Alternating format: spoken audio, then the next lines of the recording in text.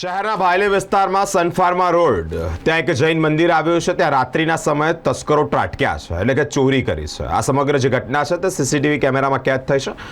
ચોરો દિવસેના દિવસે બેફામ બની રહ્યા છે, અલગ અલગ વિસ્તારોમાં ચોરી કરી રહ્યા છે। ઇવન ધોરે દાડે પણ ચોરી કરવામાં તેઓને ડર નથી લાગતો। મિત્રો, જૈન મંદિરમાં ચોરી કરી ઘણી બધી વસ્તુઓ, કિંમતી જે વસ્તુઓ છે તે ચોરી કરીને પલાણ થઈ ગયા છે। સીસીટીવી કેમેરામાં સમગ્ર ઘટના કેદ થઈ છે। અટલાદરા પોલીસ ઘટના સ્થળે પહોંચી છે અને આગળની કાર્યવાહી હાથ ધરી છે।